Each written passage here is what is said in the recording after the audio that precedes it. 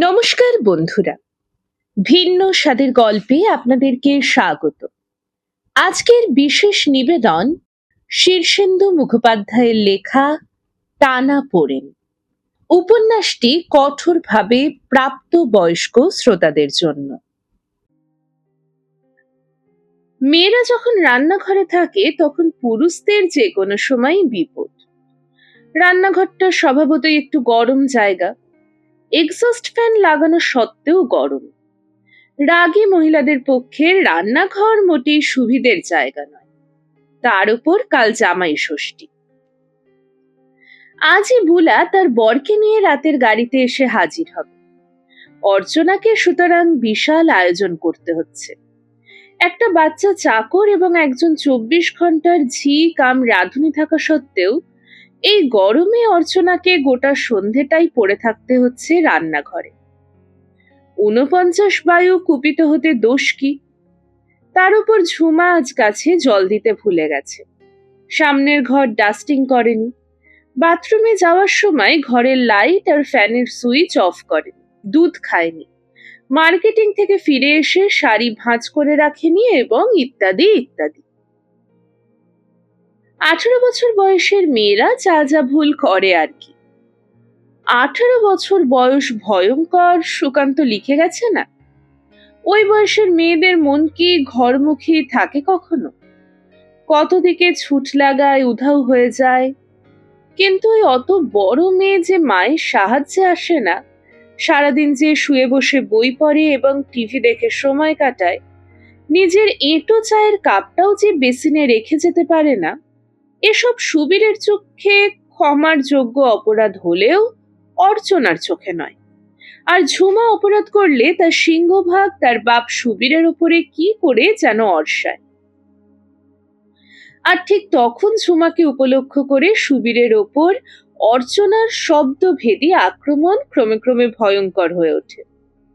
25 বছরের বিবাহিত জীবনের নানা বঞ্চনার ইতিহাস শাখা প্রশাখায় বিস্তারিতভাবে প্রকাশ পেতে থাকে এবং এমনই মারাত্মক সব বিশেষণ ও ব্যাখ্যা থাকে যা সুবীরের কোনো সম্ভাব্য জীবনীকারই লিপিবদ্ধ করতে সাহস পাবে না।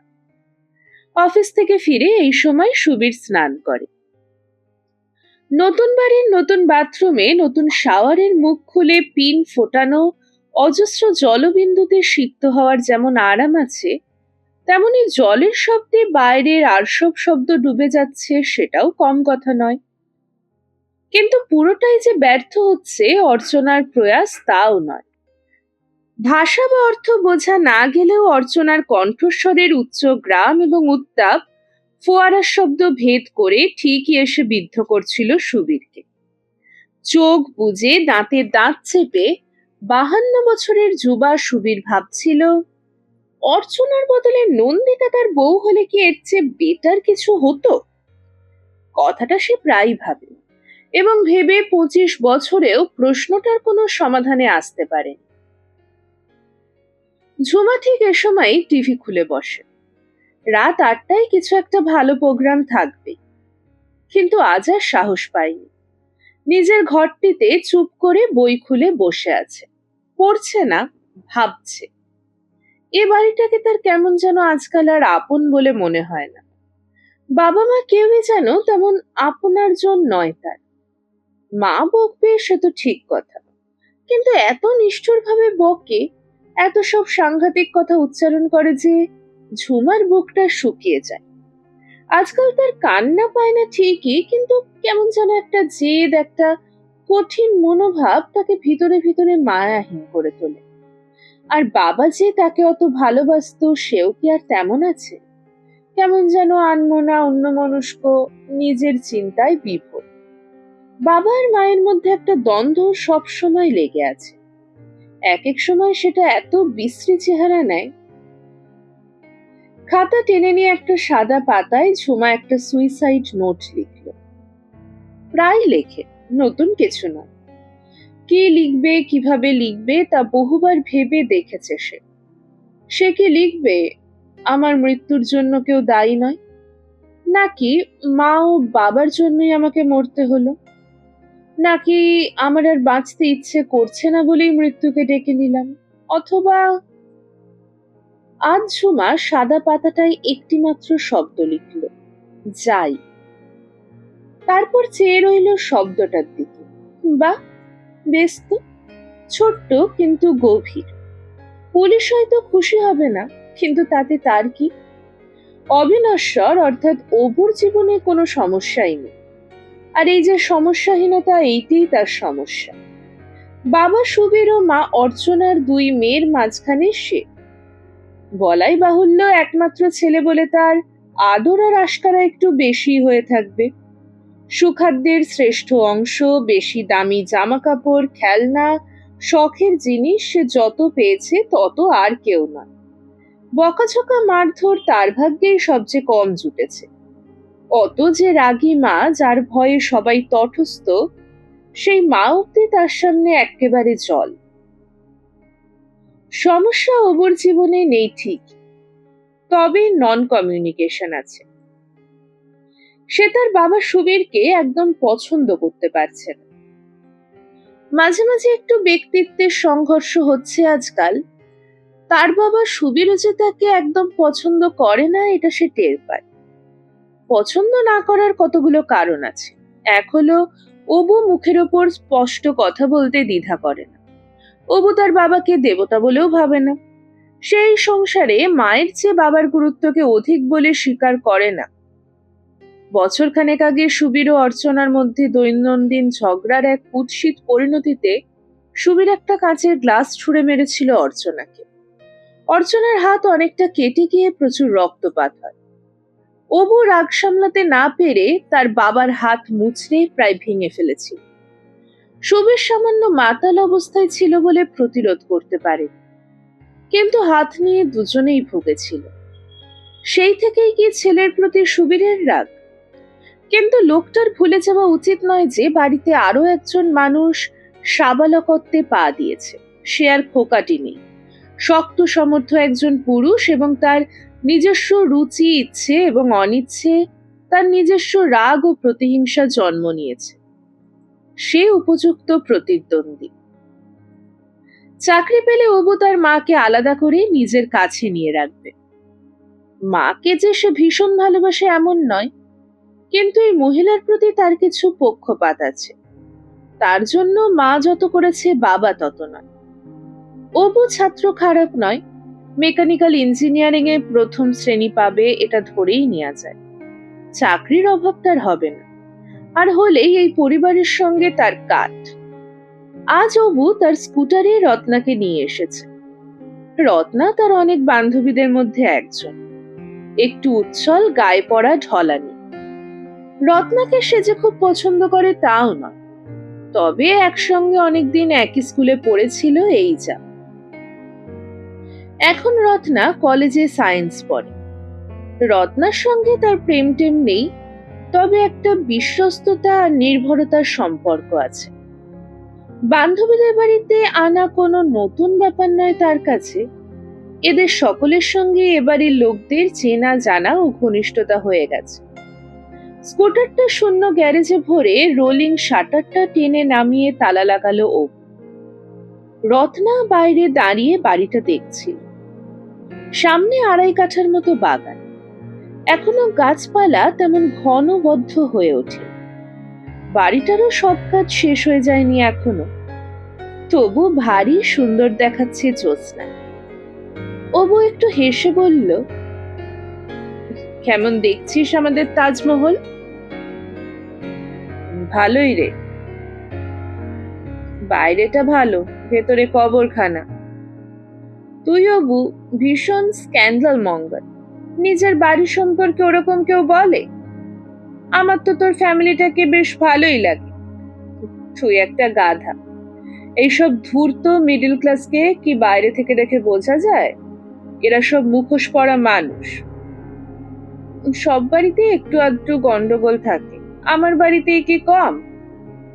ঠিক আছে বাবা, স্কিপ দ্য ফ্যামিলি বিট। ভিতরে চল, আজ খুব খাওয়া দাওয়া আছে। চোর জামাইটা আজ আসবে। রত্না খিলখিল করে হেসে ফেলল। তুই না বাঙালদের মতো সরল। চোর কে রে?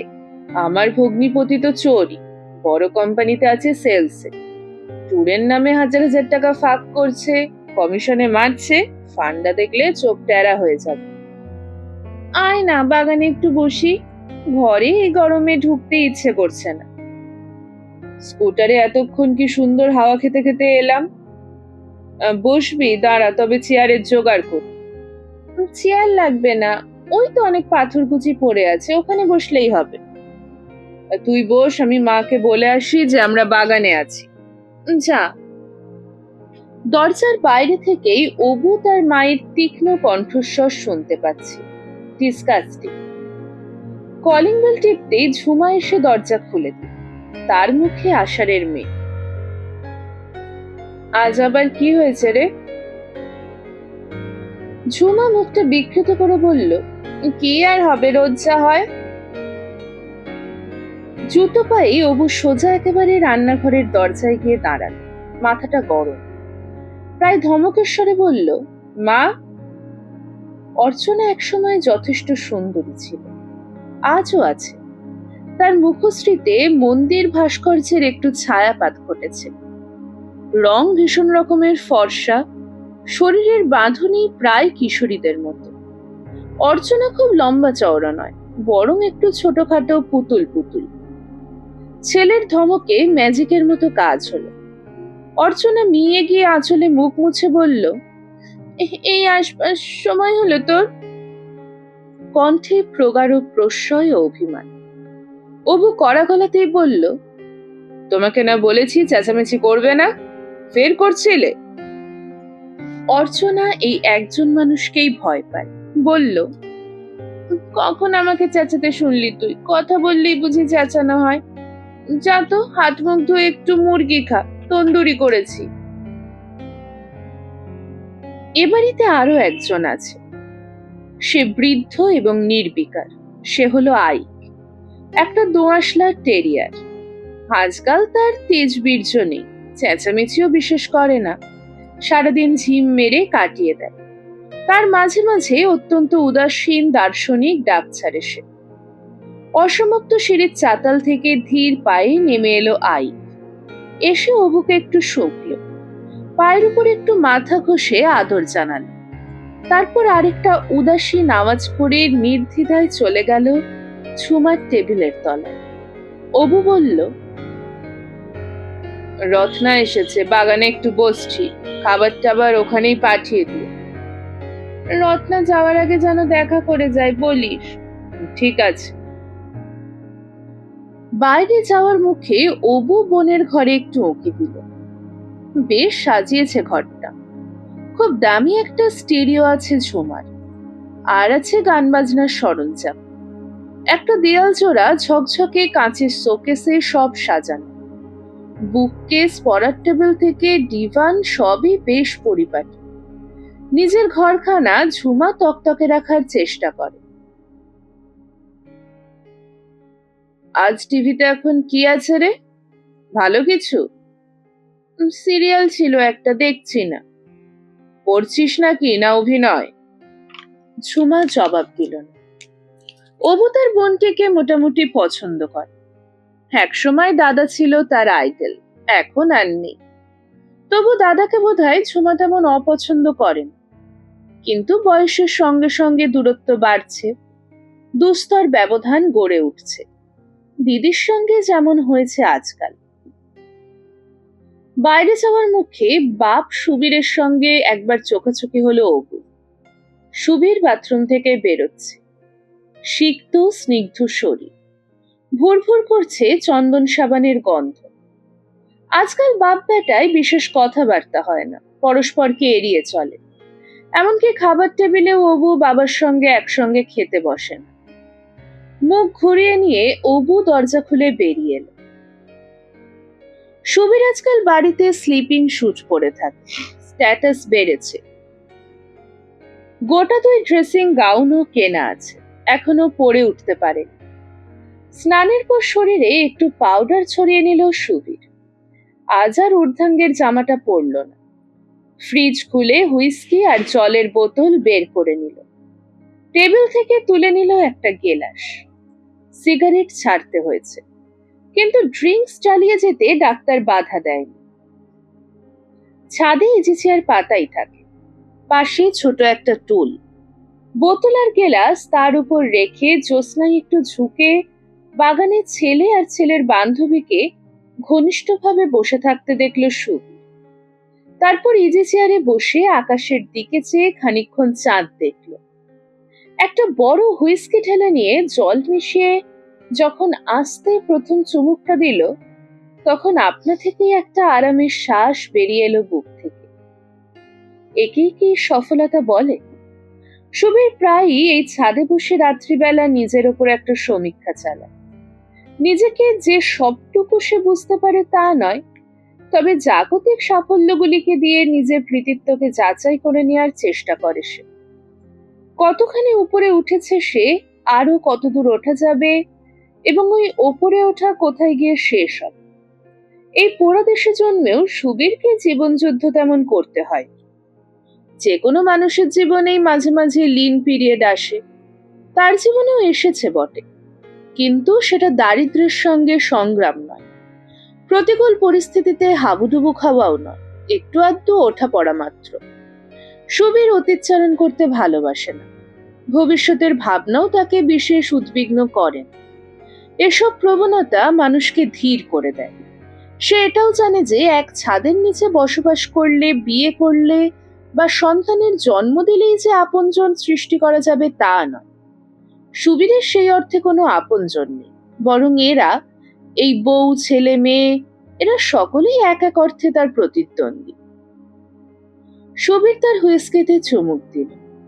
ধীরে ধীরে পানিও তার দখল নেবে এবং পৃথিবীটা সামান্য ভিন্ন রকম লাগবে, খুব সামান্যই। সুবীর আগে অবুকে নিয়ে ভাবত না, আজকাল ভাবে। অবু আজকাল যথেষ্ট জোরালো এক পুরুষ হয়ে উঠেছে, স্বাধীন ব্যক্তিত্ব সম্পন্ন, একটু অবিনয়ী। সুবীর নিজেও কোনোদিনও বিনয়ী ছিল না, এখনো কাটা কাটা কথা, ঝাঁঝালো মেজাজ এবং মানুষকে একটু হীন দৃষ্টিতে দেখাই তার স্বভাবগত। অবু উত্তরাধিকার সূত্রে সেটা পেয়ে থাকতে পারে, আবার পৃথক অর্জনও হতে পারে। একটু ঝুঁকে বাগানে অবু আর রত্নাকে দেখল সুবীর। ঘন হয়ে বসে আছে, পিছন থেকে ঠিক দেখা যাচ্ছে, হয়তোবা একজনের কোলে অন্যজনের হাত। সুবীরের যৌবনে এতটা ঘনিষ্ঠতার মানেই হতো প্রেম, কিন্তু এখন ওই অতটা কাছাকাছি হওয়া সত্ত্বেও প্রেম নয়, নিছকই বন্ধুত্ব। জ্যোৎস্না জিনিসটা একটা ক্যাটালিটিক এজেন্ট, চারদিকটাকে কেমন পাল্টে একটা স্বপ্নের স্বর ফেলে দেয়। হুইস্কিও তাই। জ্যোৎস্না আর হুইস্কি এমন ককটেল কি আর হতে পারে? সিঁড়িতে পায়ের শব্দ। সুবীরের ঘাড় ঘোরাতে ইচ্ছে করল না। বাবু, মা সসেজ পাঠালেন। সুবীর একটু অবাক হয়ে সুবালার দিকে তাকাল। সে কি রে, হঠাৎ সসেজ কেন? খান না, ফিশ ফিঙ্গারও দিয়েছেন সঙ্গে। প্লেটটা টুলের ওপর রাখলো সুবালা। সুবীরের কোনো খিদে নেই, আজকাল খিদে বড় একটা হতে চায় না। শরীরের নাড়াচাড়া প্রায় নেই বললেই হয়। অনিচ্ছের সঙ্গে একটা সসেজ তুলে নিয়ে সুবীর মুখে পড়ল। আজকাল বাঙালির বাড়িতে আকছার এসব হয়। সুবালা চলে যাচ্ছিল। সুবীর ডাকলো, সুবালা শোন। বাবু, কতদিনে বাড়িতে আছিস? 3 মাস হয়ে গেল। দেশে যেতে ইচ্ছে করে না? করবে না? তবে যাস না কেন? গিয়ে খাবো কি? কেন, তোদের জমি জিরেত নেই? ছিল তো, মানুষটা সব বেচে খেয়েছে। বেচলো কেন? আপনার মতোই ছাইপাশ খায়, তার উপর জুয়ো। সুবীর মাথা নাড়ল, তারপর বলল, যা। সুবালার সঙ্গে সংলাপের কোনো মানে হয় না, কিন্তু এ বাড়িতে আর কারোর সঙ্গে এত সহজেই সংলাপ রচনা করার সাধ্য সুবীরের নেই। এই আপাত শান্ত ও ভদ্র বাড়ির ভিতরে যারা বাস করে তারা রক্তের সূত্রে আত্মীয় মাত্র, কিন্তু কারোর সঙ্গে কারোর যোগাযোগ নেই। হুইস্কি আর জ্যোৎস্নায় একটু ঢুলু ঢুলু ভাব এসে গিয়েছিল সুবীরের। কখন তন্দ্রা এসেছিল কে বলবে? চটকা ভাঙল গেলাস পড়ে ভাঙবার শব্দে। সুবীর দেখল বেড়ালটা টুলের ওপর, প্লেটে মুখ। বোতলটা ভাগ্যিস মেঝে নামিয়ে রেখে গেছে সুবালা, নইলে ওটাও ভাঙত। সুবীর তাড়া দিল না, খাচ্ছে খাক, তার তো আর খিদে নেই, তবু ওর আছে। সেই ব্যথাটা আজও আছে। সেই যে অবু, অর্থাৎ তার ছেলে অবিনশ্বর তার ডান হাতটা মুচড়ে দিয়েছিল। অবুকে ক্যারাটে জানে, জানতে পারে। 22 বছর বয়সের ছেলের কতটুকু খবর আর রাখে সুবীর? বয়সের ব্যথা সহজে সারবে না। হাতটা অবু ভেঙেই দিতে চেয়েছিল। স্পষ্টই ওর চোখে জিঘাংসা দেখতে পেয়েছিল সুবীর। সে চেঁচায়নি। জৈব আত্মরক্ষার তাগিদে রাগে বাঁ হাতে ঘুষি মারতে চেষ্টা করেছিল, পারেনি। ধস্তাধস্তিতে গোটা সাজানো ডিনার সেট সমেত উল্টে পড়ে গেল টেবিল চেয়ার। কি সাংঘাতিক শব্দ হয়েছিল! ঝনঝন ঠনঠন। কাঁচ চিনেমাটি ভেঙে খান খান হলো। মেঝেতে গড়ালো ভাত, মুরগি, ডাল, পুডিং। আর তার মধ্যেই এই বাড়ির 2 প্রজন্মের 2 জন পুরুষ একে অন্যকে স্থায়ীভাবে নুলো করে দেওয়ার চেষ্টা করেছিল। সুবীর পারবে কেন? তার বয়স 50-এর ওপর, আর অবুর হাতে সাংঘাতিক জোর। মুরগির ঝোলে পিছলে পড়ে গেল সুবীর। হাতটা তখনও অবুর বাঘা থাবায় ধরা, চূড়ান্ত বেকায়দা অবস্থা। সেই সময় অবু মোচড়ের চাপটা আর একটু বাড়ালেই মট করে ভেঙে যেত কবজি। কে জানে কেন অর্চনা চেঁচিয়ে উঠেছিল, অবু ছেড়ে দে, যথেষ্ট হয়েছে। অবু ছাড়ল। ঝোল ডাল ভাঙা কাঁচের মধ্যে মধ্যবয়সী সুবীর অসহায়ের মতো শুয়ে রইল কিছুক্ষণ। পেটে সেদিনও হুইস্কি ছিল, চোখে একটা হলুদ রং দেখতে পাচ্ছিল সে, আর বমি আসছিল। ডান হাতটা অবশ্যই নেতিয়ে পড়েছিল, লম্বা একটা সাপের মতো, যেন হাতটা তার নয়। নেশা কেটে গিয়েছিল সেই সময়, ব্যথায় অপমান। তার চেয়েও বড় কথা সত্য উদ্ঘাটন। এইভাবে যে এক একটা ঘটনার ভিতর দিয়ে জীবন তার সত্যকে উন্মোচিত করে দেখায়, তা তো জানতো না সুবীর। কেউ সাহায্য করে। সুবীর নিজে উঠে বসেছিল খুব ধীরে ধীরে। বুকের মধ্যে হাঁফ ধরে গেছে, মাথা টালমাটাল, চোখে ধোঁয়া ধোঁয়া দেখছে। সেই কুয়াশার মধ্যেই আপনজনদের দেখতে পেল। অর্চনা তার বউ, অবু তার ছেলে, ঝুমা তার মেয়ে। সুবীরকে তারা একটু দূরত্ব থেকে দেখছে। দেখছে ডাল আর ঝোল মাখা একটি কমিক চরিত্রের মতো বসে আছে সুবীর ঘরের মেঝের ওপর। ডান হাতটা কিছুতেই তুলতে পারছিল না সে, টেরই পাচ্ছিল না হাতটাকে। তবু চেয়ে রইল কিছুক্ষণ হাতটার দিকে। ঘটনার সাক্ষী ছিল 2 জন ঝিও, যাদের পরে তাড়িয়ে দিয়েছে অর্চনা। তাদেরই একজন বুলি, গাঁয়ের মেয়ে, একটু বোকাশোকা সরল ধরনের। সুবীরের বগলের নিচে হাত ঢুকিয়ে সেই টেনে তুলেছিল সুবীরকে। টলতে টলতে বাথরুমে গেল সুবীর। অনেকক্ষণ বাথরুমের মেঝে স্তব্ধ হয়ে বসে থেকেছিল সে। বাইরে তখন অর্চনা আর অবু ক্রুদ্ধ স্বরে একযোগে তার উদ্দেশ্যে যা বলে যাচ্ছিল, সেগুলো যত নগ্ন অপমানই হোক, আর গায়ে লাগছিল না সুবীরের। তখন শীত ছিল, মনে আছে সুবীরের। ভেজা মেঝে শীতলতায় কেঁপে কেঁপে উঠেছিল সে।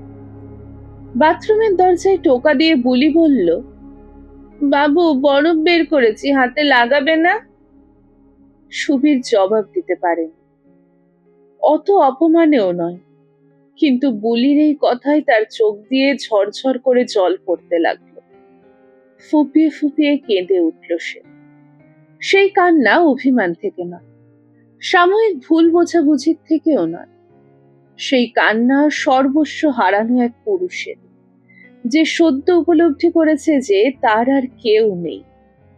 ডান হাতের প্রচন্ড ব্যথা সেই তুলনায় কিছুই নয়। পায়জামা ছেড়ে কোমরে তোয়ালে জড়ানোরও সাধ্য ছিল না সুবীরের। ডান হাতটা তখন বিবশ, সেই চেষ্টাও করল না সুবীর। ভেজা পায়জামা, নোংরা জামা যেমন ছিল তেমনই অবস্থায় সে বাথরুম থেকে বেরিয়ে গেল। তারপর সোজা উঠে গেল ছাদে। ইজি চেয়ার পাতাই ছিল। ওই শীতে খোলা ছাদের উপর বসে এক অর্ধ চেতনায় সে তার ভাঙচুরগুলো হিসেব করার চেষ্টা করেছিল। সল্টলেকের বিখ্যাত লক্ষ লক্ষ মশা এসে ছেঁকে ধরেছিল তাকে, গ্রাহ্যও করেনি। শুধু চিনেমাটি আর কাঁচই তো নয়, আরো কত কি ভেঙে পড়েছিল সেদিন। জীবনের সবটুকু নির্মাণ ধূলিসাৎ। ওই বুলি এসেছিল ছাদে তাকে ডেকে নামিয়ে দিতে। সুবীর শুধু মরার মতো পড়েছিল ইজি চেয়ারে। পৃথিবীর কিছুই তাকে স্পর্শ করছিল না। মাঝে মাঝে অবুর হুঙ্কার কানে আসছিল, ওই বাস্টার্ড যদি আর কোনোদিনও তোমার গায়ে হাত তোলে মা, তাহলে ওকে লাথি মেরে বের করে দেবো। যাক, যেখানে খুশি চলে যাক। এই বাড়িটা করতে লাখ 2 টাকা বেরিয়ে গেছে সুবীরের। চড়া সুদের ধার আছে, প্রভিডেন্ট ফান্ডের টাকা আছে, ব্যাংক থেকেও কিছু নিতে হয়েছে। অর্চনার নামে বাড়ি, অর্চনাও কিছু দিয়েছে, যতটা তার চাকরির সুবাদে দেয়া সম্ভব। হয়তো অর্চনা আরো কিছু দিতে পারত, দেয়নি। তার দেয়া মাত্র 7,000 টাকায় বাড়ির কাঠের কাজগুলোও সম্পূর্ণ হয়নি। তবু অর্চনা দিয়েছে, এটা সুবীরকে স্বীকার করতেই হয়। বাড়ি হয়ে যাওয়ার পর অর্চনা চাপ দিতে লাগলো, পুরনো আসবাব বেচে দিয়ে নতুন সব ফার্নিচার কিনতে হবে, নতুন পর্দা, নতুন সব আধুনিক ফিটিংস। এ ব্যাপারে মায়ের সঙ্গে ছেলে আর মেয়েও একজোট হয়েছিল। অগত্যা ফের টাকার জন্য সুবীরকে ছোটাছুটি করতে হয়েছে। ভারী সুন্দর বাড়ি, অভ্যন্তরের শোভাও মুগ্ধকারী। যে দেখে সেই বাহবা দিয়ে যায়। সুবীর কিন্তু সেই রাতে নিজের বাড়ির ছাদে হাতের যন্ত্রণায় অস্ফুট জান্তব শব্দ করতে করতে বাড়িটার ধ্বংসস্তূপ প্রত্যক্ষ করেছিল। এক লহমায় সংসারের অসারতা প্রকট হয়ে গেল চোখের সামনে। বুলি এসে বলল, বাবু ঘরে চলুন, মা কাঁদছে। তুই যা বলি, আমাকে বিরক্ত করিস না। তোমাদের যে কেন অত অশান্তি বাবু, রোজ ঝগড়া। ঝগড়া আমাদের বাড়িতেও হয়, কিন্তু আমরা তো ছোট লোক, তোমাদের কেন হবে? সুবীর একথার কি জবাব দেবে? সুমন্ত্র হাওড়ায় নামলো বিরস মুখে। এক কোলে ছেলে, অন্য হাতে মাঝারি একটা সুটকেস, পিছনে ভ্রুকুটি কুটিল, মুখে বুলা। তার হাতে মস্ত বাস্কেট, তাতে বাচ্চার দুধের কৌটো, বোতল, তোয়ালে ইত্যাদি। এসি চেয়ার কার থেকে দুর্দান্ত গরমের কলকাতায় পা দেওয়া হয়তো একটা বিয়োগান্ত ঘটনা, কিন্তু তার চেয়েও বিয়োগান্ত সুমন্ত্রর অ্যাটাচি কেসটা হাপিস হয়ে যাওয়া। শ্বশুরের কাছ থেকে ধার করে ফেরার টিকিট কাটতে হবে, কি লজ্জা! এই তুমি জিআরপিতে চলো। লাভ হবে কিছু? রাত বাড়বে, ট্যাক্সিওয়ালা সল্ট লেকে যেতে চাইবে না। বেশি পয়সা দিলে ঠিক যাবে, জিআরপিতে রিপোর্ট করলে অনেক সময় পাওয়া যায়। সুমন্ত্র যথা নিয়মেই বউকে ভয় পায়, বলল, চলো, কিন্তু বাবাইটার খিদে পেয়েছে। সহ্য করতে হবে। আমার মুখ তো দুল জোড়া, যে কেন তোমাকে রাখতে দিলাম। ছি, দোষটা কি শুধু আমার? তোমার দোষ তো বলিনি, তবে র্যাকে অ্যাটাচি কেস রাখা তোমার ঠিক হয়নি। অতগুলো টাকা ছিল, দামি পেন, ক্যামেরা, আমার দুল, দরকারি কাগজপত্র। তোমার উচিত ছিল অ্যাটাচিটা সিটের মধ্যে গুজে রাখা। পাগল, খোঁচা লাগবে না? লাগতোই না হয় একটু, চুরি তো যেত না। এসি চেয়ার কার থেকে চুরি যাবে, কে ভেবেছিল বলো? আজকাল লোকের হাতে অনেক টাকা, হেজি পেজিরাও এসিতে ওঠে, সাবধান হওয়া উচিত ছিল। হাওড়া স্টেশনে জিআরপিটা কোথায় তা জানা ছিল না সুমন্ত্র। খুঁজে বের করতে অনেকটা সময় লাগলো। ততক্ষণে সুটকেসের ভারে হাত ব্যথা করছে, ছেলের ভারে বাঁ অঙ্গ অবশ। বুলা বাবাইকে একটু নিতে পারবে? দাও, কিন্তু ও কি আমার কাছে থাকতে চাইবে? যা বাপ ভক্ত। কথাটা মিথ্যে নয়, ছেলেটা অসম্ভব বাপ নেওয়াটা। ১.৫ বছর বয়সে সে একটা মাত্র আপনজনকে চিনেছে, সে হলো সুমন্ত্র। বাপ যতক্ষণ অফিস করে ততক্ষণ বুলার নাভিশ্বাস। বুলা বাবাইকে কোলে নিয়ে বলল, কল্পনাকে আনলে হতো, এ সময় কাজে লাগতো। বাবাই তবু ওর কোলে থাকে। তুমি তো আনতে দিলে না। একগুচ্ছের টাকা খরচ হতো। এখানে তো বাবাইকে নিয়ে চিন্তার কিছু নেই। মা, মাসি, মামা দাদুর কোলে থাকবে।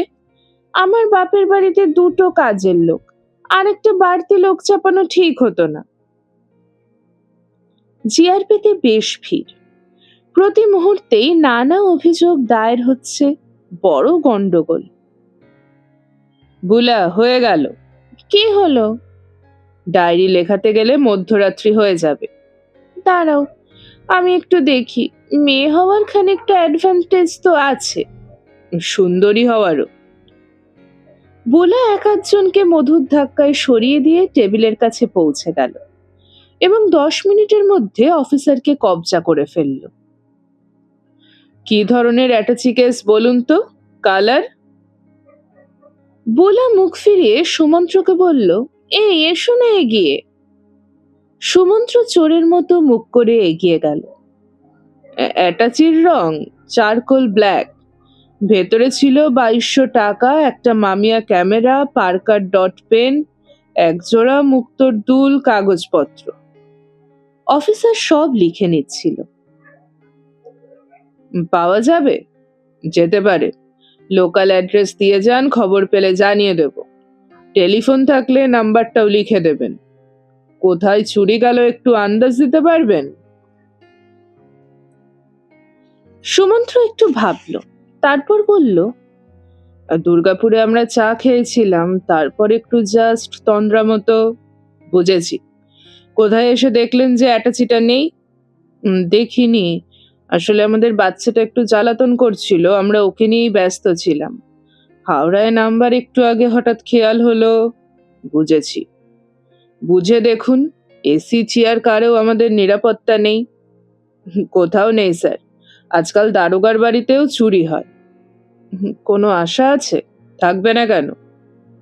খোঁজ নেব কি? নিতে পারেন, আমাদের পরিশ্রম বাঁচে। সই করুন। বুলা বাচ্চাকে ফিরিয়ে দিল সুমন্ত্রর কাছে। নাও তো, বড্ড জ্বালাচ্ছে। সুমন্ত্র বাচ্চা, সুটকেস, বুলা বাস্কেট হাতে গেট দিয়ে বেরিয়ে এলো। কটা বাজে দেখো তো? ১০টা বেজে গেছে। ইস, ট্যাক্সি পেতে ঝামেলা হবে। তার চেয়েও বড় কথা, সল্টলেকের বাড়ি চিনব কিনা। একবার তো এসেছিলাম। ঠিকানা তো আছে, দেখা যাক। ট্যাক্সির জন্যই রাতেও বেশ লাইন। তার চেয়েও বড় কথা, বেলাইনে বিস্তর ট্যাক্সিদারি ডাকাডাকি করছে। বুলা সাবধান করে দিল, এই এই লাইনের বাইরে ট্যাক্সি ধরো না, ওরা ভালো নয়। ডাকাতি করবে নাকি? করতে পারে, চলো লাইনে দাঁড়াই। অগত্যা সুমন্ত্রকে লাইনে দাঁড়াতে হলো। বেশ বড় লাইন। গোটা দুয়েক দূরপাল্লার ট্রেন প্রায় একই সঙ্গে এসে পৌঁছেছে, ফলে এত রাতেও ভিড়। পৃথিবীতে বেঁচে থাকা মানেই ঝঞ্ঝাট আর ঝঞ্ঝাট। একটা ঝামেলা মিটতে না মিটতে আরেকটা এসে হাজির হয়। বিশেষ করে বিয়ের পর থেকে সুমন্ত্রর জীবনটা এইসব ঝঞ্ঝাটে এত কণ্টকাকীর্ণ হয়ে গেল যে বেঁচে থাকাটাই তার কাছে একটা কাঁটার বিছানায় শুয়ে থাকার মতো। বাজার করো, এটা আনো, সেটা করো। বাচ্চা হলো তো ঝঞ্ঝাট দ্বিগুণ হলো। রাতে পেচ্ছাপ করে, কাঁদে, কখনো পেট ব্যথা করে, খাট থেকে পড়ে যায়। এই তো সেদিন মধ্যরাতে ছেলে পেটের ব্যথায় নীলবর্ণ ধারণ করেছিল।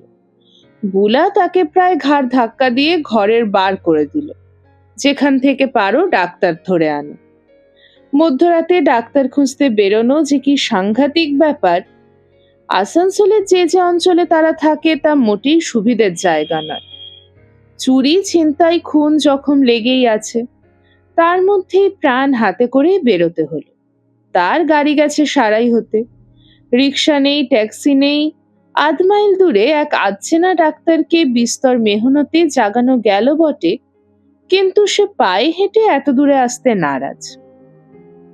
তবে দয়া করে লক্ষণ শুনে ওষুধ লিখে দিল এবং ভিজিট চেয়ে নিল। প্রেসক্রিপশন নিয়ে সুমন্ত্র বোকার মতো পথে নেমে পড়ল বটে, কিন্তু ওষুধ পাবে কোথায়? সব দোকান বন্ধ। আবার ফিরে গিয়ে ডাক্তারকে জাগাতে হলো। ডাক্তার ফের দয়া করে তার স্যাম্পেল ওষুধের কয়েকটা দিয়ে দিলেন। ততক্ষণে বুলা আশেপাশের বাড়ির লোকজনকে জাগিয়ে ফেলেছে। তারা এসে ঘর ভরে ফেলল। মা মাসি গোছের যারা ছিল তারা চুনের জল এবং আরো কি কি সব টোটকা খাইয়ে ছেলেকে সুস্থ করে ফেলেছে। সুমন্ত্র যখন ঝোড়ো কাকের মতো চেহারা নিয়ে চোর চোর মুখে ফিরল, তখন ছেলে এক পাড়াতুতো দিদিমার কোলে গ্যাঁট হয়ে বসে খেলছে। তা এই হলো সুমন্ত্রর জীবন। সর্বক্ষণ কাঁটা হয়ে থাকা, সর্বক্ষণ সুতোর ওপর হাঁটা, কখন ঝঞ্ঝাট এসে হাজির হয়।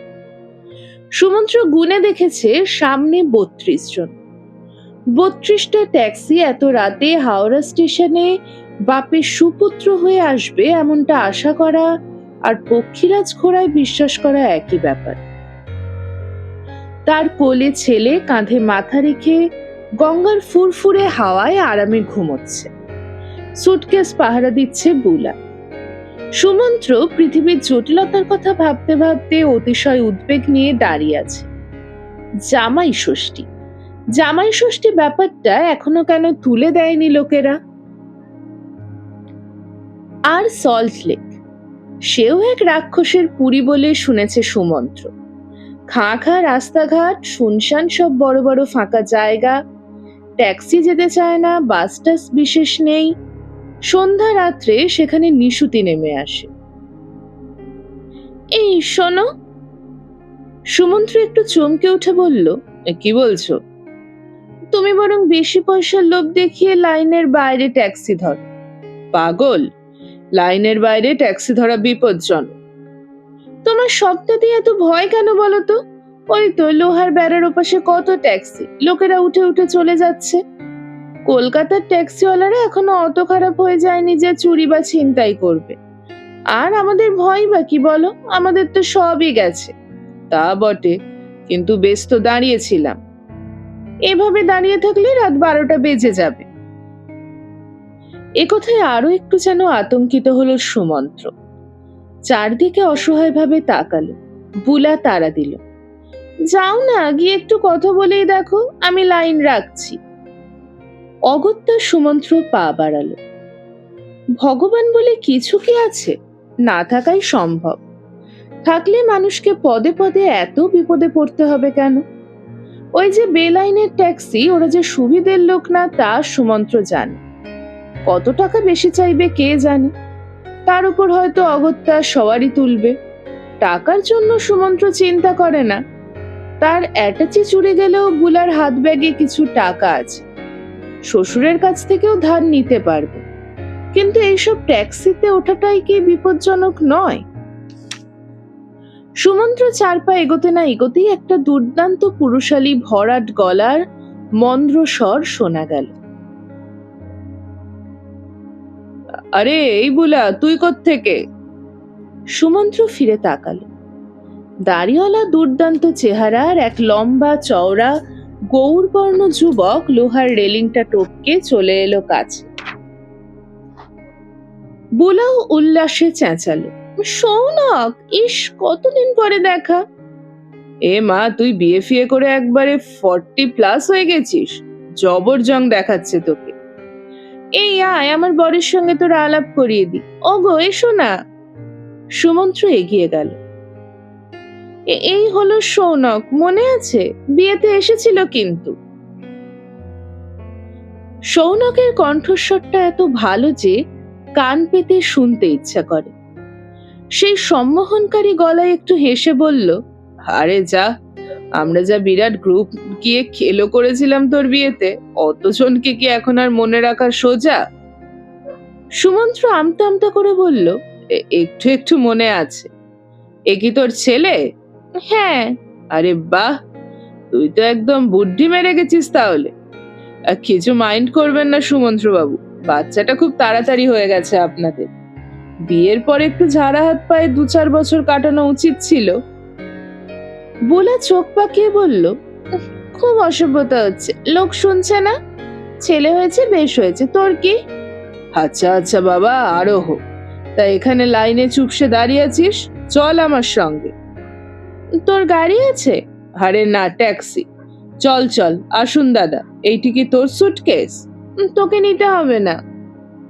সৌনক কথাটা গ্রাহ্য না করে সুটকেস তুলে নিল। তারা দিয়ে বলল, আয় আয়। শোন শোন, তুই কোথায় যাবি? আমি যেখানেই যাই তোকে সল্ট লেকে পৌঁছে দিয়ে যাব। বুলা সুমন্ত্রর দিকে তাকিয়ে বলল, দেখলে তো বেলাইনে কেমন সবাই যাচ্ছে। সুমন্ত্র জবাব দিল না। ভগবান বোধহয় আছেন, কিংবা থাকলেও থাকতে পারেন। ট্যাক্সিতে আরো একজন ছিল, যুবক।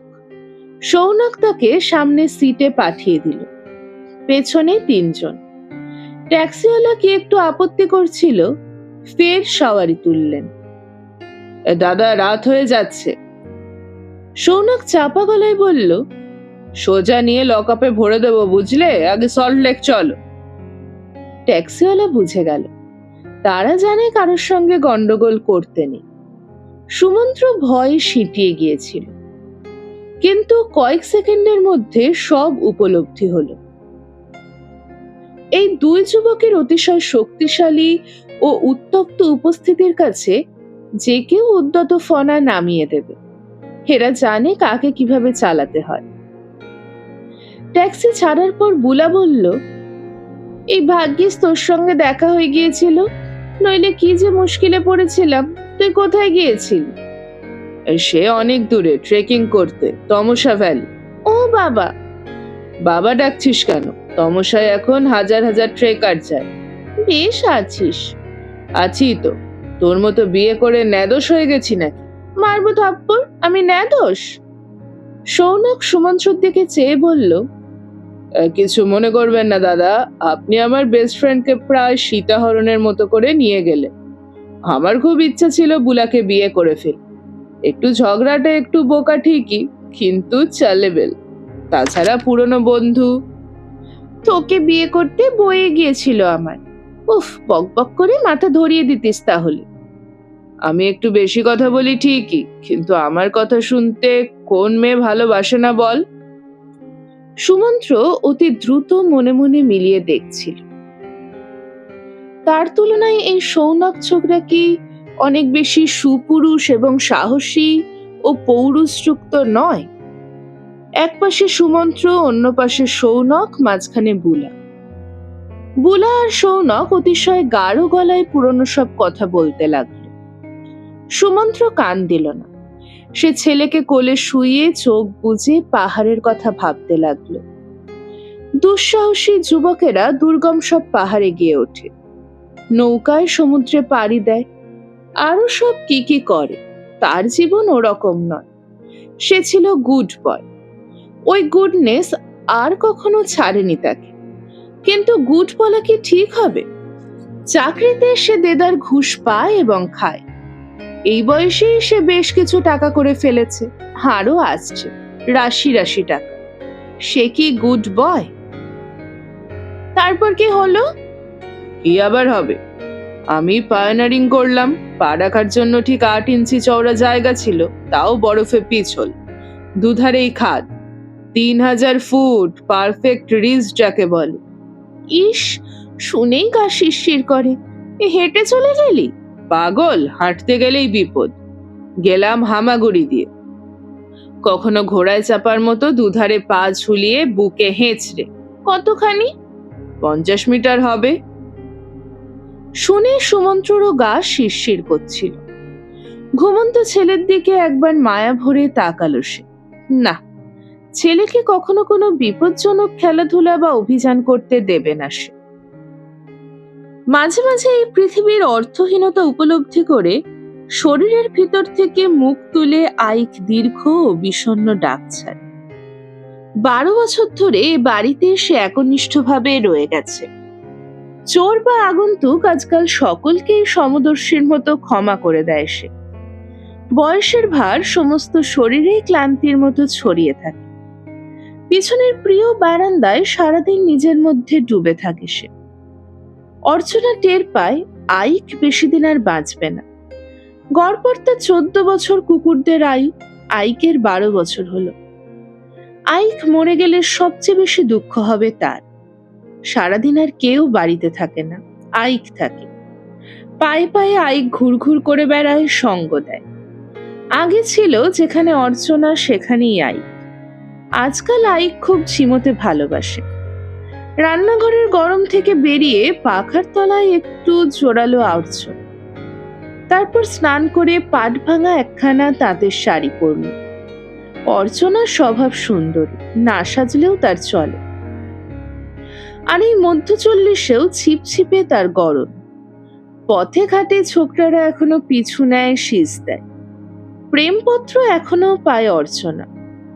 স্বামীর বন্ধুদের বা বান্ধবীদের স্বামীর প্রশংসা বা লোভী চোখে তাকে কিছু কম জ্বালাতন করে না। আর দুঃসাহসী শরীর লোভীদের আক্রমণ সেই কৈশোর থেকে আজ অবধি কিছু কম ঠেকাতে হয়নি তাকে। এখনো পরিপূর্ণ যুবতী রয়ে গেছে অর্চনা। ধীরে ধীরে 3 ছেলেমেয়ের মা তাকে কেউ বলবে না, বললে অবিশ্বাস করে লোক। আয়নার সামনে কিছুক্ষণ দাঁড়াতে ভালোই লাগে তার। এমন গরম তার 2 মেয়ের নেই, বান্ধবীদের নেই। ফিল্মে নাম্বার বহু ডাক পেয়েছিল অর্চনা। 2 বার 2টো ছোট রোল করেছিল। তারপর ব্যাপারটা আর তার ভালো লাগেনি। নায়িকা হওয়ার সুযোগ পেলে হয়তো আগ্রহ হতো, কিন্তু তার গলার স্বরটা একটু তীক্ষ্ণ আর সামান্য ভাঙা বলে সে সুযোগ হয়নি। অর্চনা সিঁদুর দেয় না, শাখা বা নোয়া পড়ে না। একসময় সবই পড়ত। তারপর কেমন যেন মনের মুক্তি ঘটে গেল, বিরক্তি এলো, সব ছেড়ে দিল। সুবীরের সঙ্গে এই যে একত্রে বসবাস, এটাকে বিবাহিতা জীবন বললে ক্ষতি নেই, না বললেও ক্ষতি নেই। তার সঙ্গে সুবীরের অবনিবনা চিরকালে। কেন যে এরকম একটা বিপরীত বিয়ে হলো তার, অথচ সে নিজেই পছন্দ করেছিল সুবীরকে। বার্নপুরে তখন তাদের বাড়িতে আসতো চমৎকার ঝলমলে সেই যুবা। একটা টিপ পড়ল অর্চনা। সামান্য প্রসাধনেই তাকে এত ভালো দেখায় যে তাকে কোনোদিনই তেমন সাজতে হয় না। অর্চনার লজ্জা একটাই, সে যখন তার জামাইয়ের চোখে মুগ্ধতা দেখে তখন ভিতরে ভিতরে কোঁকড়ে যায়। নইলে জামাই হিসেবে সুমন্ত্র চমৎকার ছেলে, ওকে পছন্দও করে অর্চনা। কিন্তু শত হলেও পুরুষ মানুষ, রূপের সামনে কে না বিহ্বল হয়ে পড়ে। আইকের লেজটা সামান্য নড়ল।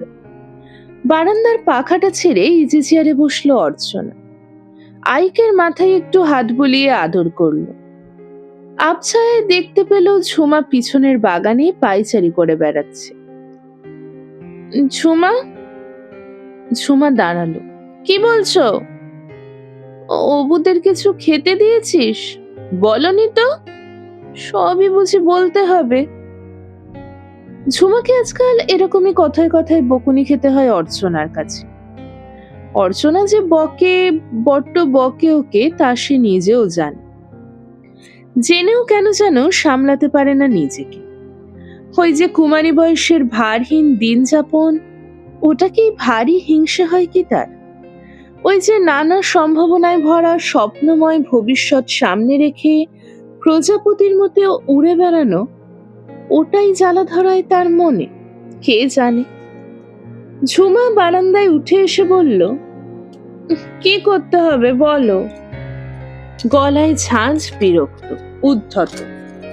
অর্চনার ইচ্ছে করলো গালে ঠাস করে একটা চর কষাতে, কিন্তু এই বয়সটা ভালো না। আজকালকার মেয়ে হঠাৎ কি করে বসে, পালিয়ে যেতে পারে, গায়ে আগুন দিতে পারে। ওর টেবিলে 2-1 বার সুইসাইডাল নোট পেয়ে অর্চনার নারী ছাড়ার অবস্থা হয়েছিল। অর্চনা গম্ভীর গলায় বলল, ওরা বাগানে বসে আছে, প্লেটে সাজিয়ে কিছু খাবার দেয়া। ঘরে এসে খেলেই তো পারে, বাগানে দিয়ে আসতে হবে কেন? কোথাকার লাট সাহেব? ওভাবে কথা বলছিস কেন? বাগানে চাঁদের আলোয় বসে আছে, থাক না। জ্যোৎস্নায় আমারও বেড়াতে ইচ্ছে করছে। ফের মুখে মুখে কথা। তুমি দাদাকে তো ইম্পর্টেন্স দাও কেন? না দিলে তো কথা বলতে হতো না।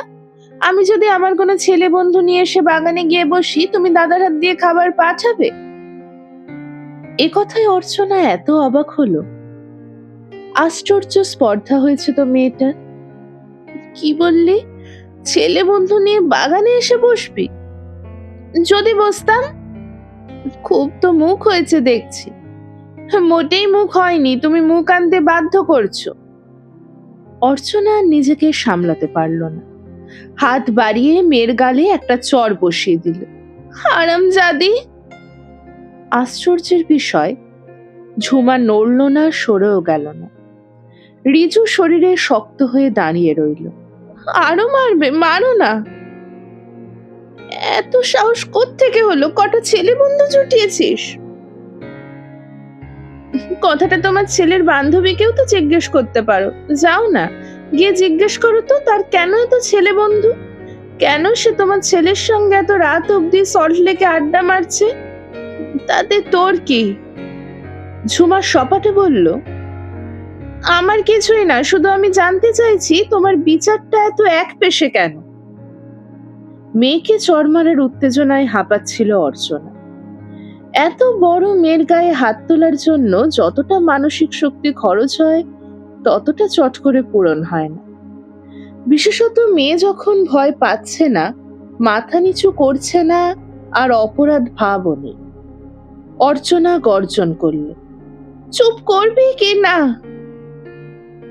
আমাকে তুমি আর কত চুপ করিয়ে রাখবে? তুমি তো আমাকে পুতুল পেয়েছো। দুটো কাজের লোক বাড়িতে থাকতেও আমাকে কেন গিয়ে খাবার দিয়ে আসতে হবে ওদের? কাজের লোক খাবার দিয়ে এলে কি দাদার প্রেস্টিজ চলে যাবে?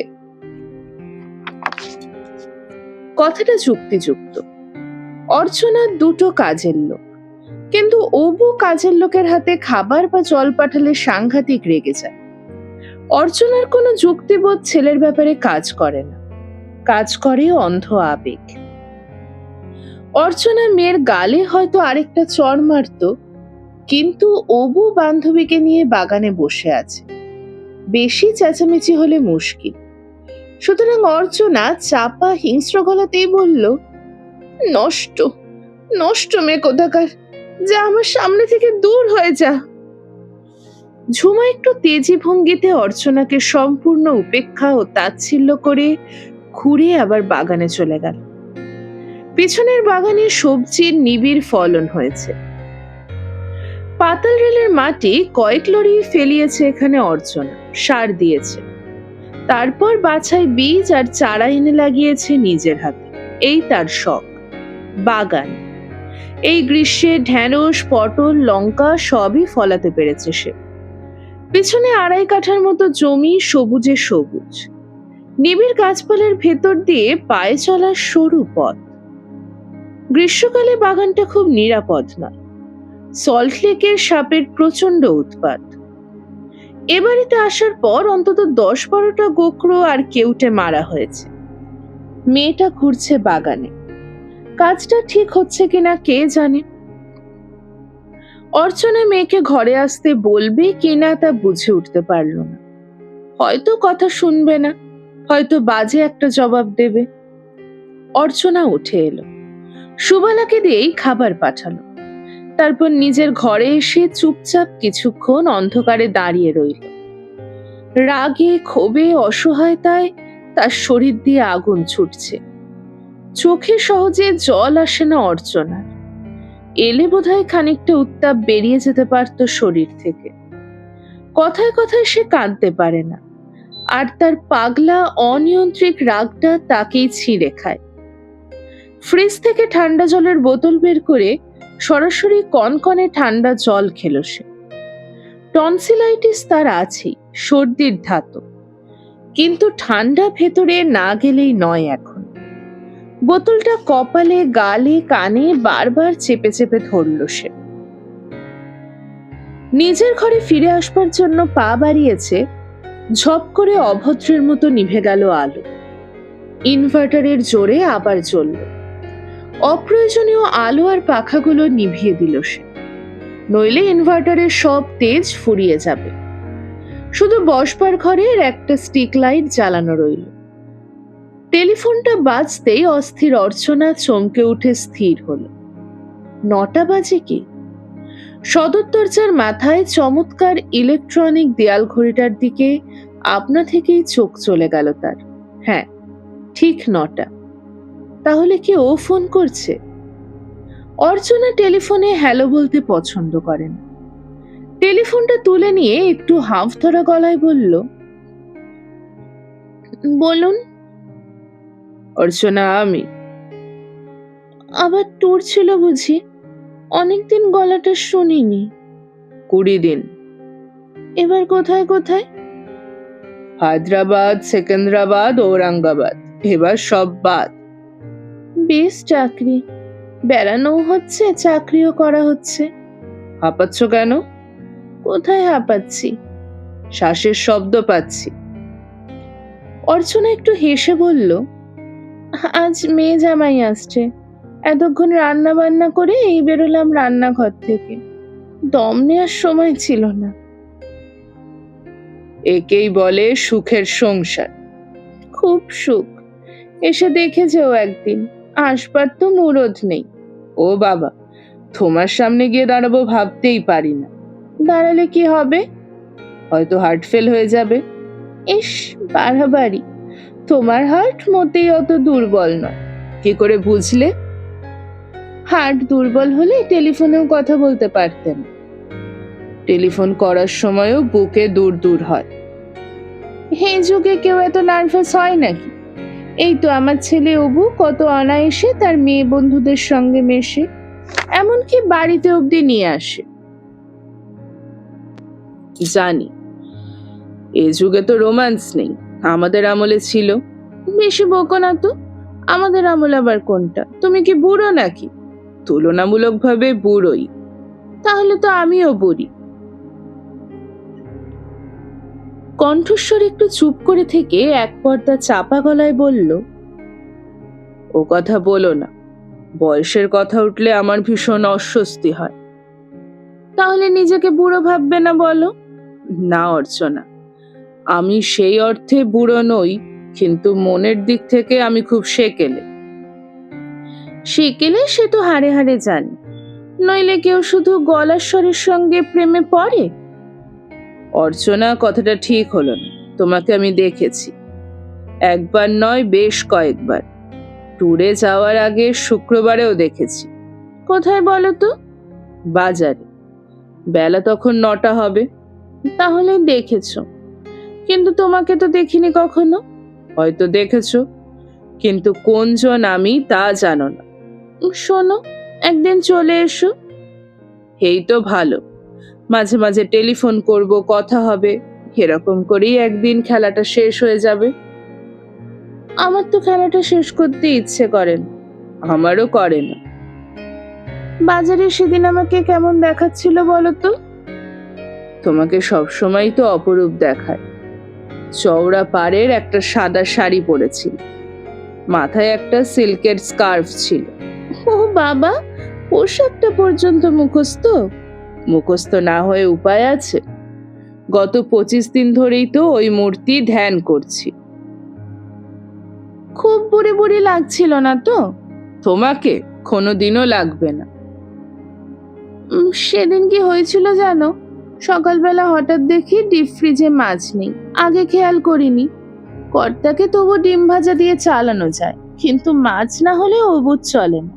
হয়তো বাড়িতে খাবেই না সেদিন, তাই তাড়াতাড়ি সকালের রান্নাটা কোনো রকমে নামিয়েই বাজারে ছুটেছি, ভালো করে সাজিও নি। তোমার ছেলেটি কেমন বলো তো? কেন, ভালোই তো। এ আবার কি প্রশ্ন? ভাবছিলাম তুমি বোধহয় ছেলেকে একটু বেশি আশকারা দাও। আশকারা? তা হয়তো একটু দিই। ছেলেটা ছোট থেকেই ভীষণ আমার ন্যাওটা। বাপের সঙ্গে বনিবনা এখন কেমন? ওই একরকম, এক ছাদের তলায় দুজন থাকে এই মাত্র। বেশ বলেছ। দুজনের মধ্যে কি একটা গন্ডগোল চলছিল বলেছিলে, সেটা মিটে গেছে? মিটবে না। পার্সোনালিটি ক্ল্যাশ কি সহজে মেটে? কণ্ঠস্বরটি কিছুক্ষণ চুপ করে রইল, তারপর বলল, নিজেকে কেন সেকেলে লাগে জানো? আমার বাবার এখন ৮৩ বছর বয়স। এখনো তার সামনে বসে আমি কথা বলতে পারি না, দাঁড়িয়ে বলি। তোমার বড্ড বাড়াবাড়ি। ছেলেবেলা থেকেই ওই অভ্যাসটে। ৮৩ বছর বয়স হলে কি হয়, এখনো সাংঘাতিক তেজ। সেদিন একটা মজার ঘটনা ঘটেছে, বলবো? বলো না। আমাদের একটা ড্যাসাউন্ড কুকুর আছে। ওই যে বেঁটে বিচ্ছিরি কুকুরগুলো? হ্যাঁ। বাবা রোজ ওটাকে নিয়ে সকালে বেড়াতে যান। একদিন সকালে বেরিয়েছেন, হঠাৎ গোটা ২ দেশি কুকুর ড্যাসাউন্ডটার উপর হামলা শুরু করল। রোজই করে, কিন্তু সেদিন দেশি কুকুরদের সঙ্গে একটা অ্যালসেশিয়ানও এসে জুটল। আশেপাশের কোনো বাড়ির কুকুর হবে, ছাড়া পেয়ে চলে এসেছিল। বাবা পড়লেন মহা বিপদে। লাঠি নিয়ে তাড়া করলে দেশি কুকুরেরা ভয় পায় বটে, কিন্তু অ্যালসেশিয়ান ঘাবড়ায় না, সে ড্যাসাউন্ডকে কামড়াবে। আর আমাদের কুকুরটাও ভয় পেয়ে তখন বাবার পায়ের ফাঁকে ঢুকে কুই কুই করছে। পায়ে কুকুরের শেকল জড়িয়ে বাবার হাঁটা বন্ধ। বাবা, পারো তুমি গল্প বানাতে। সত্যি বলছি, আমার কাছে কুকুর হচ্ছে পৃথিবীর ভয়াবহতম জীব। ওই অবস্থায় আমি পড়লে বোধহয় অজ্ঞান হয়ে যেতাম। তুমি কুকুরকে অত ভয় পাও কেন? কুকুরের কামড় খেলে পেটে ১৪টা ইনজেকশন নিতে হয়। তোমায় কখনো কামড়েছিল? উফ, সে কথা ভাবতেই কেমন করে। আমাদের কুকুরটার কি যে হয়েছে, শুধু ঝিমোয়। আইকের কথা বলছো? হ্যাঁ, বয়স হলেও ভাবছি এবার বুঝি মরে টরে যায়। হ্যাঁ, তোমার বাবার কথা কি বলছিলে? ও হ্যাঁ, তারপর বাবা এই ৮৩ বছর বয়সেও ওই সিচুয়েশন থেকে ড্যাসাউন্ডটাকে অক্ষত অবস্থায় ঠিক বাড়ি ফিরিয়ে আনলেন। শেষ অবধি নাকি উপায়ন্তর না দেখে তিনি নিজেই কুকুরের নকল করে ঘেউ ঘেউ করতে শুরু করেন, আর তাতেই ভরকে গিয়ে অ্যালসেশিয়ানটা পালিয়ে পালিয়ে যায়। বাহ! তুমি হাসছো, আমরা কিন্তু হাসিনি। ও মা, এটা হাসির কথা নয়। নিশ্চয়ই, কিন্তু বাবা যখন হাসির কথাও বলেন তখনও আমরা হাসি না, গম্ভীর মুখ করে শুনি। আচ্ছা, ওই কি তোমার আইকের ডাক শোনা গেল? হ্যাঁ, মাঝে মাঝে ওরকম ডেকে ওঠে বিনা কারণ। কুকুরটাকে তুমি ভীষণ ভালোবাসো, তাই না? ওই তো আমার সারা জীবনের সঙ্গী। ১২ বছর হয়ে গেল, মায়া তো পড়বেই। শোনো, একদিন সত্যিই চলে এসো, তোমাকে আমার দেখতে খুব ইচ্ছে করে। দেখলে কিন্তু দ্বিতীয়বার দেখতে ইচ্ছে করবে না। আমি কিরকম দেখতে বলো তো? যেমনই হও, আমার তাতে কিছু যায় আসে না। যদি মোটে ৪ ফুট ১১ ইঞ্চি লম্বা হই আর ভীষণ মোটা কালো, তাহলে? তাতেই বা কি? যদি দেখো যে আমার একটা পা কাঠের, দাঁত উঁচু এবং ভীষণ ট্যারা, এরকম তো হতেই পারে, চালাকি করো না। তাহলে তুমি আরো কিছুদিন দেখা দাও করো, তাহলে ঠিক দেখা দেব। আহারে, উনি যেন ভগবান যে দেখা দাও করতে হবে। আমি ভগবান নই অর্চনা, তবে তুমি বোধহয় আমার ঈশ্বরী। ফের ফোন রেখে দেবো কিন্তু। রাখবার বোধহয় সময় হয়েছে। কেন? আমার ফোনটা আজ আউট অফ অর্ডার। এক ডাক্তার বন্ধুর চেম্বার থেকে ফোন করছি, সে এতক্ষণ ছিল না, এইমাত্র তার গাড়ি এসে থামল। আজ মেজাজটা খুব খারাপ ছিল জানো। মেয়েটা মানে ঝুম বড্ড বেয়ারা হয়েছে, এমন ভাবে ঝগড়া করলো আজ। ঠিক তুমি যখন ফোন করলে তার একটু আগে ভীষণ রেগে গিয়েছিলাম। তোমার ফোনটা পেয়ে মন ভালো হয়ে গেল। আবার কবে ফোন পাবো? শিগগিরই। এর মধ্যে ট্যুরে যাবে না তো? গেলে জানাবো। আমার চাকরির অর্ধেকই হলো ট্যুর। আর শোনো, তোমাকে আমি ঠিক খুঁজে বের করব। কিভাবে? একজন বুড়ো মানুষ একটা ড্যাসাউন্ড কুকুর নিয়ে সকালে বেড়াতে বেরোন। সল্টলেকের মতো ফাঁকা জায়গায় ঠিক আমি তাকে খুঁজে বের করব। তারপর ঠিকানা পেতে আর কতক্ষণ? হুম, তুমি সেই চেষ্টা কখনোই করবে না জানি। কিভাবে জানলে? তোমারও কি ভয় নেই? না, আমার কথা তো জানো না। জানি, আর এও জানি তোমার সেই সাহস আছে, কিন্তু পেরে উঠবে না। অতটা পরিশ্রম করার ইচ্ছেই হবে না। ঠিক হবে, দেখো। ঝুমা কোথায়? বাগানে ঘুরছে। ঝুমার কিন্তু বেশ পার্সোনালিটি আছে। কি করে বুঝলে? রোজ তো আর তুমি প্রথম ফোন ধরো না, এক এক দিন এক একজন ধরে। কখনো সুবীর বাবু, কখনো অবু, কখনো ঝুমা। প্রত্যেকের গলা আমার চেনা হয়ে গেছে। ঝুমার গলা যতবার শুনেছি প্রত্যেকবার মনে হয়েছে দারুণ ব্যক্তিত্ব আছে। তা হয়তো আছে, একটু বিদ্রোহী টাইপের। সাবধানে হ্যান্ডেল করো। আজ ছাড়ছি। আবার কবে ফোন করবে বললে না তো? এরপর একদিন বেশি রাতে করব, যখন তোমার বাড়ির সবাই ঘুমোবে। তারপর সারা রাত কথা বলবো। অর্চনা একটু হাসলো। হুম, দুবার তো তাই করেছো, পাগল একটা। ফোনটা একটু আকস্মিকভাবেই কেটে গেল। অর্চনা ফোনটা রাখতে গিয়ে দেখলো দরজার কাছ থেকে বিশদ দৃষ্টিতে তার দিকে চেয়ে ঝুমা দাঁড়িয়ে আছে। চোখে পড়তেই মুখ ফিরিয়ে চলে গেল আবার বাইরে। শুনেছে কি কিছু?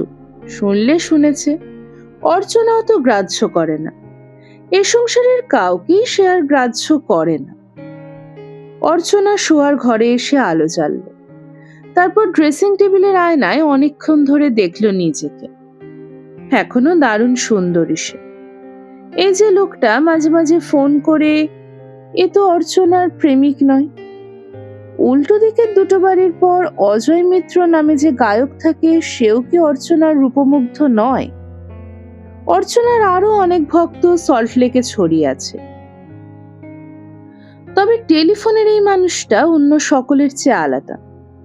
প্রথম যেদিন ওর টেলিফোন এলো সেদিন একটু ভয় পেয়েছিল অর্চনা। ভয়টা দ্বিতীয়বারে কাটলো। লোকটা ভীতু, নরম প্রকৃতির, অপ্রতিভ। প্রথমে একটা দুটো কথা বলেই ছেড়ে দিত, তারপর সাহস বাড়ল, প্রগলভ হয়ে উঠল। সেই সাহস জুগিয়েছিল অর্চনায়। অর্চনা তবু শরীরই নয়, তাকে রোমান্টিক বলা যেতে পারে, কামুকা কখনো নয়। শরীরের ব্যাপারটাকে অর্চনা বরাবরই এড়িয়ে যেতে চেয়েছে, কিন্তু লোভী পুরুষদের হাত থেকে পুরোপুরি আত্মরক্ষা হয়তো সবসময় সম্ভব হয়নি। তবু সে মোটামুটি নীতিবাগীশ, স্পর্শকাতর। প্রিয় বারান্দায় আইকের পাশে এসে ফের বসলো অর্চনা।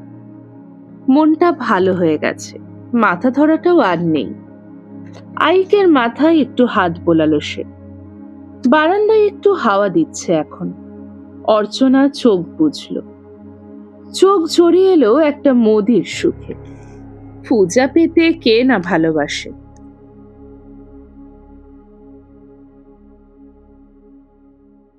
এতক্ষণ শুনছিলেন শীর্ষেন্দু মুখোপাধ্যায়ের লেখা টানা পোড়েনের প্রথম পর্ব। উপন্যাসটি আপনাদের কেমন লাগছে অবশ্যই জানাবেন কমেন্ট বক্সে। আর এখনো যদি আমার চ্যানেলটিকে সাবস্ক্রাইব করে না থাকেন, এক্ষুনি চ্যানেলটিকে সাবস্ক্রাইব করে নিন।